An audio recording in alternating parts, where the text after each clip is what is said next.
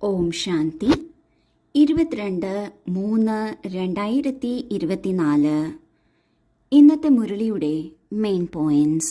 മധുരമായ കുട്ടികളെ, എത്ര സമയം ലഭിക്കുന്നുവോ അന്തർമുഖിയായിരിക്കാനുള്ള പുരുഷാർത്ഥം ചെയ്യൂ.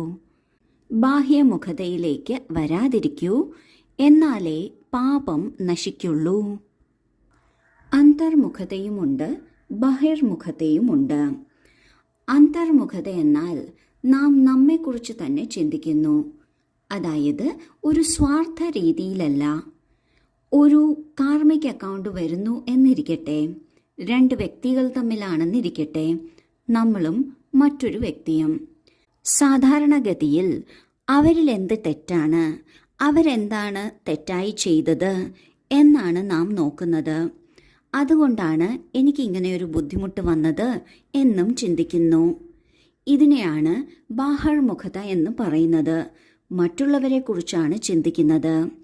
എന്നാൽ അന്തർമുഖി എന്നാൽ ഒരു കാര്യം വന്നാൽ അതിൽ നമ്മുടെ വശത്തുള്ള കാര്യത്തെക്കുറിച്ച് ചിന്തിക്കുന്നു, അതിനെ എങ്ങനെ കറക്റ്റ് ചെയ്യണമെന്ന് ചിന്തിക്കുന്നു, എങ്ങനെ അതിനെ പൂർണ്ണമായും സമാപ്തമാക്കാം എന്ന് ചിന്തിക്കുന്നു. ഇതിനെ അന്തർമുഖി എന്ന് പറയും.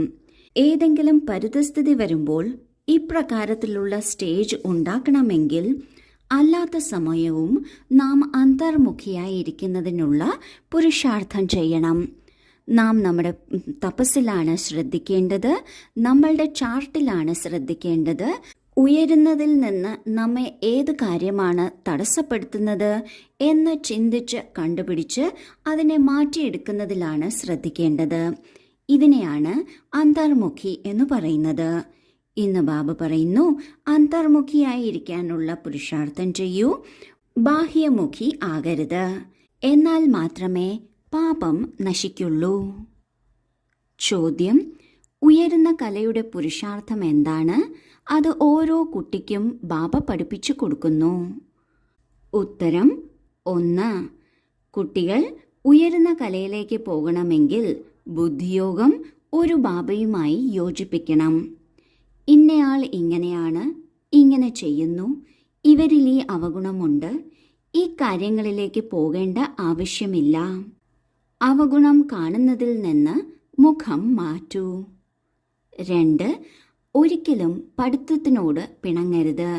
മുരളിയിൽ വരുന്ന നല്ല നല്ല പോയിന്റുകൾ അവ ധാരണ ചെയ്തുകൊണ്ടിരിക്കൂ.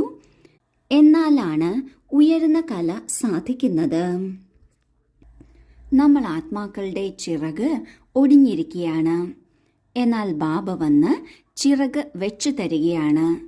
ആ ചിറകിന്റെ ആധാരത്തിൽ നമ്മൾ ഉയരുന്ന കലയിലേക്ക് പോകണം. ഇപ്രകാരം ഉയരുന്ന കലയിലേക്ക് പോകുന്നതിന് ബാബ ഏത് കാര്യങ്ങളാണ്, ഏത് പുരുഷാർത്ഥമാണ് കുട്ടികളായ നമ്മൾക്ക് പഠിപ്പിച്ചു തരുന്നത്?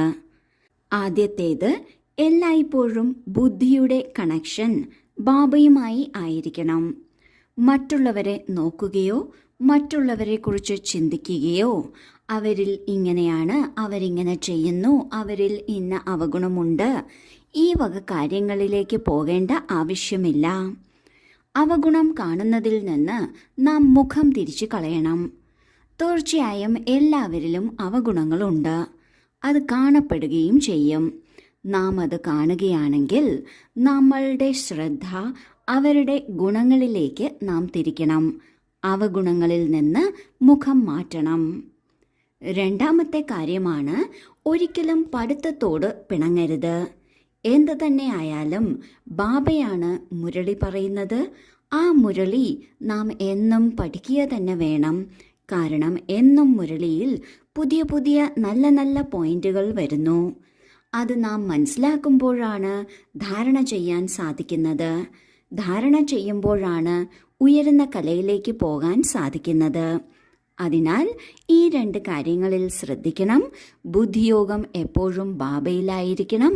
പഠിത്തത്തോടൊരിക്കലും പിണങ്ങരുത്. പഠിച്ചു പഠിച്ച് ഉയരത്തിലേക്ക് പോകണം. ധാരണയ്ക്കുള്ള മുഖ്യസാരം: 1. ആരിലെങ്കിലും അവഗുണങ്ങൾ കാണപ്പെടുകയാണെങ്കിൽ തൻ്റെ മുഖം തിരിച്ചു കളയണം. പഠിത്തത്തിൽ ഒരിക്കലും പിണങ്ങരുത്. ദത്താത്രേയനെ പോലെ എല്ലാവരിൽ നിന്നും ഗുണം എടുക്കണം. 2. പുറമേ ഉള്ള കാര്യങ്ങളിൽ നിന്ന് ബുദ്ധിയെ മാറ്റി അന്തർമുഖിയായിരിക്കുന്നത് അഭ്യസിക്കണം. ജോലി തിരക്കുകൾക്കിടയിലും ആത്മാഭിമാനി ആയിരിക്കണം. വളരെ സംസാരത്തിലേക്ക് വരരുത്. ആദ്യത്തെ പോയിന്റിൽ ബാബ പറയുന്നു, മറ്റുള്ളവരെ കാണുക, മറ്റുള്ളവരെക്കുറിച്ച് ചിന്തിക്കുക.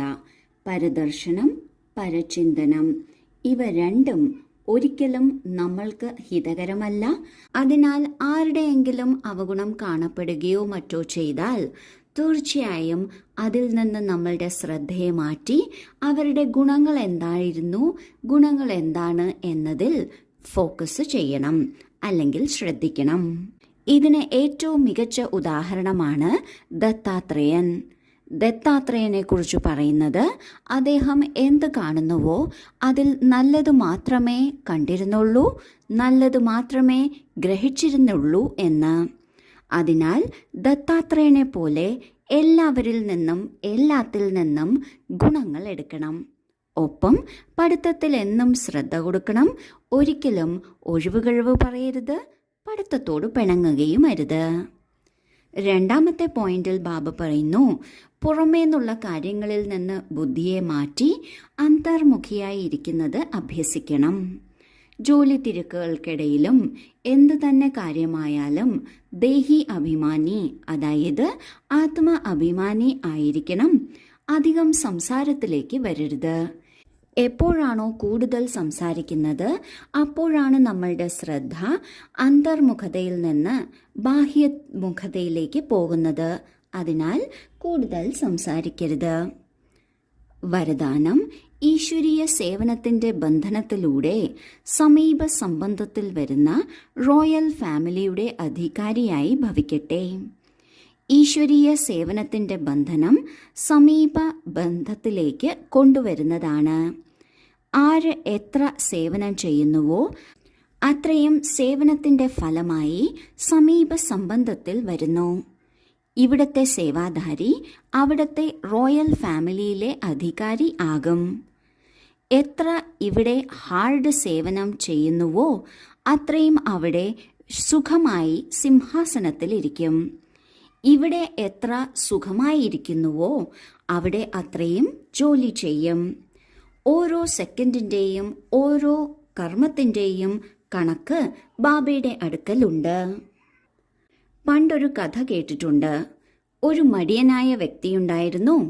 മടി കാരണം അദ്ദേഹത്തിന്റെ ഗ്രാമത്തിൽ നിന്ന് എല്ലാവരും ഓടിച്ചുവിട്ടു. കാട്ടിലൂടെ നടന്ന് ഒരു ഗുഹയിലെത്തി. ആ ഗുഹയ്ക്കുള്ളിലേക്ക് നടന്നു കയറിയപ്പോൾ അവിടെ ഒരു രാജകുമാരിയെ കൂട്ടിലടച്ചിരിക്കുന്നതായി കണ്ടു. ആ രാജകുമാരിയെ ഒരു രാക്ഷസനാണ് കൂട്ടിലടച്ചിരിക്കുന്നത്. ഈ രാക്ഷസനെ വധിക്കാൻ ഒരൊറ്റ മാർഗം മാത്രമേ ഉള്ളൂ. അവിടെ ഒരു പ്രത്യേക കല്ലുണ്ട്. ആ കല്ലിൽ 1000 തുള്ളി വിയർപ്പ് വീണാൽ മാത്രമേ രാക്ഷസൻ മരിക്കുള്ളൂ. ഈ മടിയനായ വ്യക്തി രാജകുമാരിയെ സഹായിക്കുന്നതിനായി അവിടെയുള്ള പാറയെല്ലാം അങ്ങോട്ടും ഇങ്ങോട്ടും നീക്കാൻ തുടങ്ങി. അപ്പോൾ വിയർക്കാനും തുടങ്ങി. ഓരോ വിയർപ്പ് തുള്ളിയും ആ കല്ലിൽ കൊണ്ടുപോയി അർപ്പിക്കാൻ തുടങ്ങി. 1000 തുള്ളി ആയപ്പോൾ രാക്ഷസൻ മരിച്ചു. രാജകുമാരിയെ രക്ഷിക്കാനും സാധിച്ചു. ഇതൊരു സാധാരണ കഥയാണെങ്കിലും ഇതിൽ പറയുന്ന ഒരു കാര്യമാണ്, ഓരോ വിയർപ്പ് തുള്ളിക്കും അതിൻ്റേതായ മൂല്യമുണ്ട്. നമ്മളിപ്പോൾ ബാബയുടെ യജ്ഞത്തിൽ എത്ര സേവനം ചെയ്യുന്നുവോ അതിൻ്റെ കണക്ക് ബാബയുടെ അടുക്കലാണ്. ഓരോ സെക്കൻഡിൻ്റെയും ഓരോ ജോലിയുടെയും ഏത് ഭാവത്തിലാണ് സേവനം ചെയ്തത് എന്നതും ബാബയുടെ അടുക്കൽ കണക്കുണ്ട്. ആ കണക്കിൻ്റെ ഫലം തരുന്നതും ബാബ തന്നെയാണ്.